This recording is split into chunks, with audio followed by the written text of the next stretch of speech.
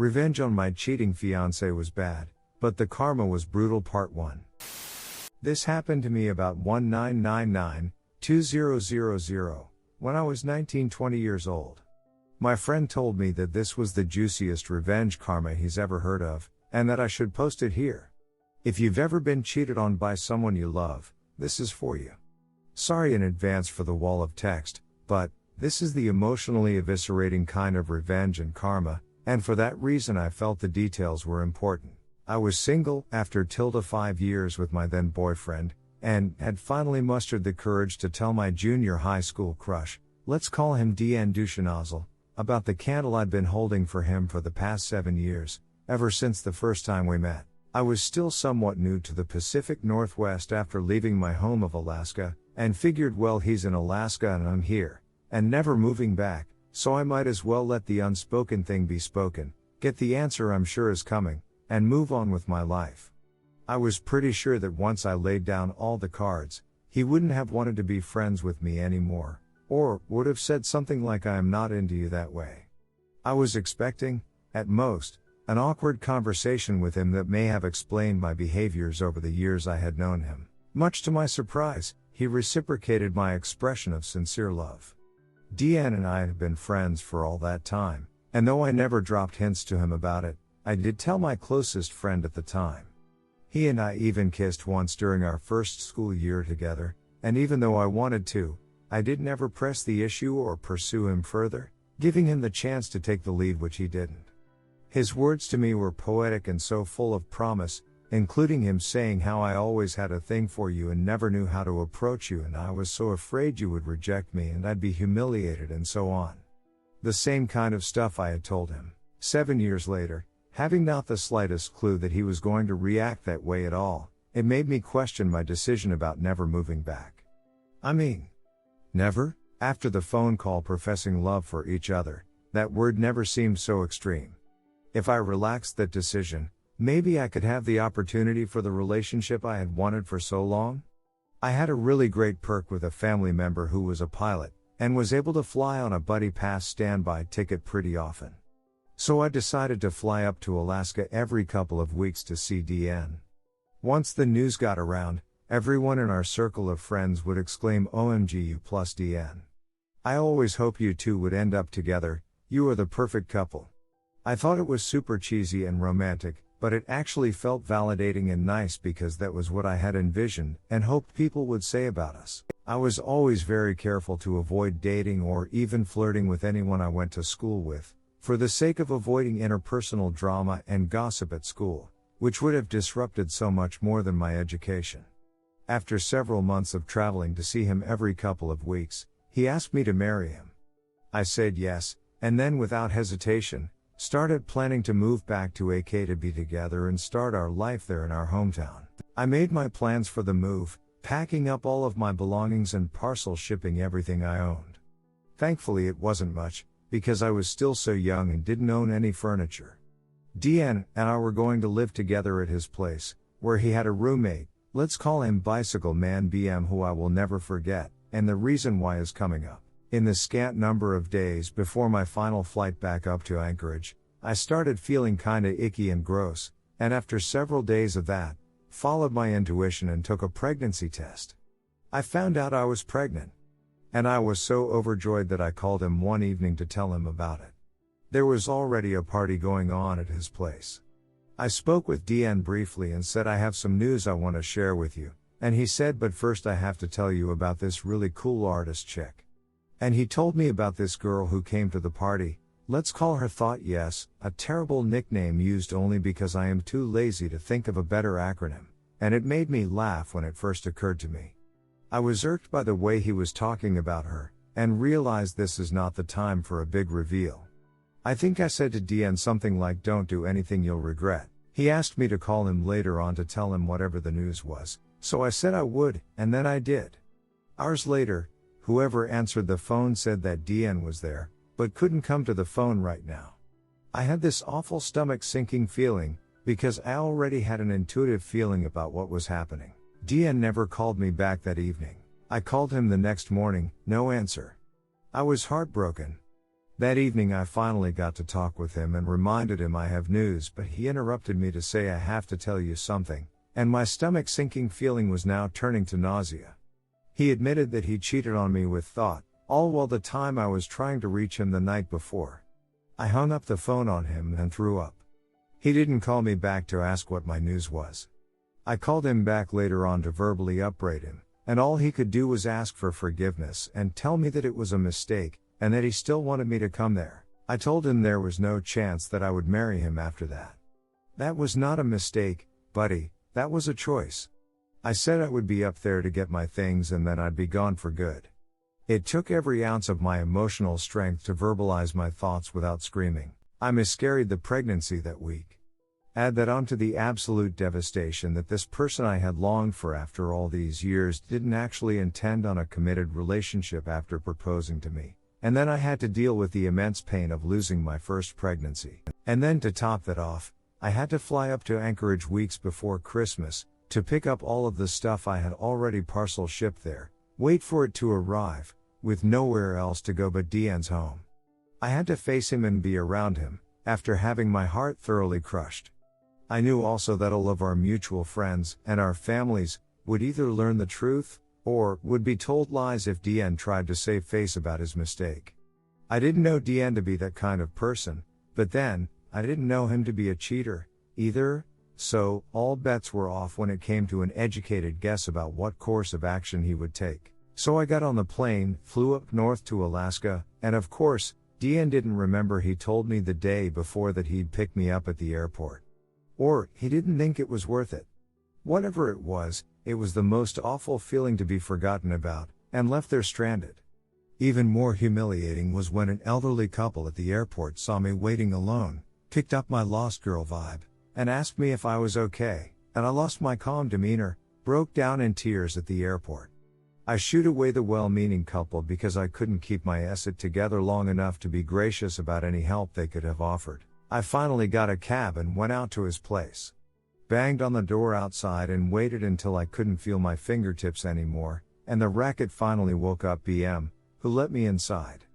Deanne was in his room passed out on his bed. I went to the living room couch and waited.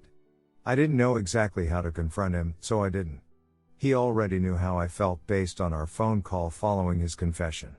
I acted like I no longer cared about it, because the last thing I wanted to be seen as was a crazy ex. There was no way I was going to let his behavior and choices besmirch my reputation, so I acted cool and dispassionate as if it were all just a matter of fact end to a relationship. I kept to myself as much as possible. Deanne must have taken that as some sort of sign that we were just only friends, as if we never had a relationship, as if he had never asked me to marry him. And he had the bright idea to invite Thought over to meet me. As it turned out, Deanne told Thought that I was just a friend and he never told her about our relationship, engagement, me visiting frequently to see him, me moving there to be with him, etc. It was like I was just erased and discarded. Looking back, this is a very clear case of a narcissist's relationship pattern of idealize, devalue, discard. Every moment between arriving there and leaving felt like it was just me crying and feeling so incredibly hurt that it broke my whole world. I had sacrificed my family, who had all moved to the Pacific Northwest by that point. I left my job, so that I could move back to Alaska and be with Deanne. I was so into the idea of a relationship with him, it didn't even feel like I had sacrificed for the sake of our relationship. But, I did. And it hit me that I sacrificed family and job who had never hurt me, at least not in the way Deanne had hurt me. I regretted leaving them to be with Deanne and his empty promise of love. When the news spread to our mutual friends and his family, no one could understand why Deanne and I were split up.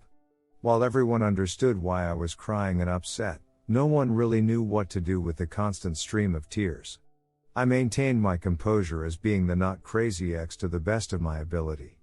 This all happened in front of people who knew both of us for years.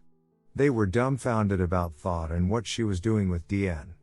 They put the puzzle pieces together themselves. I kept my mouth shut and only stated facts when I was asked. Yes, Deanne would rather be with her. So he is with her. I'm here waiting for my things to arrive so that I can ship them back, and then I'm getting on the next flight out of here. One day out of the total 2 weeks I was there, BM, remember? came out of his room and saw me in my silent waterfall of tears, and just said to me, "Dien is a total ashole. If I were you, I would be crying too." For some reason that made me feel better about the whole thing. BM was a muscly badass to a young woman like me, and for him to say that made me feel like the world wasn't such a cruel place after all. I still had not told anyone about the pregnancy, or the loss, because even though I was grieving and in pain, if I mentioned any of that, I knew that I would be treated like a crazy ex who was making up stories to make him feel worse or make it all about poor me, and I just didn't need any more BLLS on top of that. I suffered in silence and perfected the art of crying without making a sound so that I wouldn't draw anyone else's attention to my grief. Over those 2 weeks, Dien invited thought over frequently. He probably thought it was no big deal to me. He was not thinking about me or how his behavior was affecting me. I was in a state of shock. I never thought he would treat me like that, after I had known him for so long and had never seen him behave in that way. I stayed on the couch while the two of them had their fun in Dien's room. Within earshot. A move that is such an ashole thing to do that I am still surprised it didn't instantly place his likeness in the dictionary under the definition of sociopath. I didn't have the energy to confront Dien or to argue as to why doing something like that was cruel and heartless. If he didn't know that already, me telling him wasn't going to teach him the basics of empathy. I was so angry at him that I wanted to hurt him even worse than he had done to me. Before I left, I concocted a plan to poison his new relationship with thought. This is where the revenge plot comes into play. I am bisexual, and I knew that thought was at least flexible in that regard, and obviously she was willing to move fast with someone. So, at yet another party night, a seemingly regular occurrence at that house, I got thought all to myself before she got drunk, for long enough to seduce her. I shut both of us in Dien's room. Meanwhile, everyone else was getting too drunk to get that anything could have been happening in there. Dien was occupied with the guests and may not have noticed we were missing. After we were finished, I told her why I was there, and told her about my history with Dien. With an icy and dispassionate apathy that illustrated how much Dien was dead to me, I told her if he cares about me enough to propose to me, and then do what he did with you, after I've known him for years, just imagine what he'll do to you. Suddenly she understood why I had been so somber when I was introduced to her. She had no idea that I was anything more than an innocent friend of Dien's. She didn't know why I was there in Alaska, or why I was waiting for boxes. She didn't know anything. She felt profoundly guilty and regretful, despite the fact that she didn't know any better.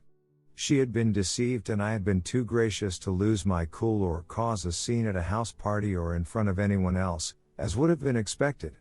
When I was in private with her, I told her everything, including how I had pined after him since I was 12 years old because my adolescent hormones didn't know better. Dien walked in on us and must have assumed that nothing was wrong, only because nothing violent or terrible was happening in the moment. That was either hubris, or drunkenness, on his part. There was no confrontation, again. The party went on, and Thought left. The next day, Dien asked me what I was doing with Thought. I said to him she was an easy piece of ass, and I'm not surprised you were able to get busy with her the same day you met her. I just happened to do the same thing you did. ETA, I didn't see her that way. I said that to her because it was the most emasculating thing I could think of. The look on his face seemed to suggest that his DCK had shriveled and inverted into his body. He looked more mortified than I've ever seen him. I still played my poker face. He didn't know what to say after that, so he said nothing and changed the subject. I made him feel just as small and insignificant as he had made me feel. Mission accomplished, or so I thought. There's more. I got my belongings finally, and shipped them all straight back to where they came from. I got myself on another flight out of there a day or so later, didn't ever see Thought again. I didn't hear from Dien again for the next 5 years. 5 years later, I was married, and had just learned that week that I was pregnant with my first child. I got an email from Dien. He tracked me down through social media back in 2005. He said that he wanted to catch up with me, and so I obliged him with a phone call, thinking I was gonna gloat about being married and having a kid or some essay. Dien told me all about all the karma that went down after I left. Said you didn't go crazy while you were here. But whatever you did planted a seed that grew into something that destroyed my life. He didn't say that word for word, but close to it. I think he used the word cancer in there somewhere. Perhaps my intentions to avenge my dead fetus invited my guardian angel's demons may be more likely to intercede in the situation. Story to be continued.